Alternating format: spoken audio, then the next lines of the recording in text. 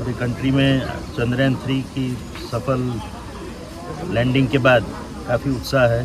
तो इसको टैप करते हुए भूमिका फाउंडेशन, अगस्त्य फाउंडेशन और सबके सहयोग से ये स्पेस लैब यहाँ की बाराबंकी स्कूल में, गर्ल्स स्कूल में स्थापित किया गया है। तो इसमें अलग प्रकार के मॉडल्स और अलग प्रकार की एक्टिविटी बच्चों को करने के लिए, स्टूडेंट को करने के लिए व्यवस्था की गई है।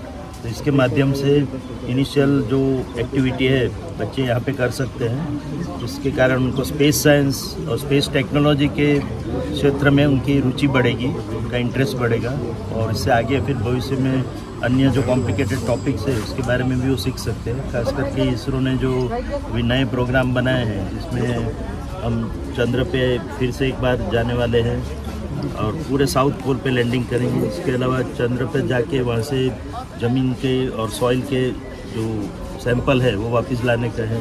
उसी तरह मार्स पे जाके लैंडिंग करना है और फिर भारत का अंतरिक्ष स्पेस स्टेशन स्थापित करना है स्पेस में 2035 तक। उसी तरह से आदमी को चंद्र पे भेजना है, मून पे मैन ऑन द मून, उसके लिए हम प्रयोग करने वाले हैं 2040 तक। तो ये सब एक्टिविटी के लिए हमको बहुत सारे स्पेस साइंटिस्ट और स्पेस टेक्नोलॉजी में महारत हासिल करने वाले स्टूडेंट्स की, इंजीनियर्स की, साइंटिस्ट की ज़रूरत पड़ेगी।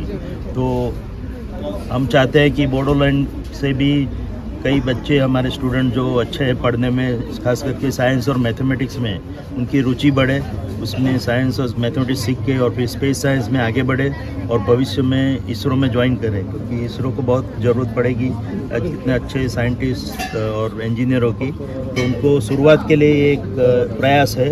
यहाँ पे बोडोलैंड में 4 या 5 अभी स्थापित हो चुके हैं और 13 स्थापित करने का प्लान है।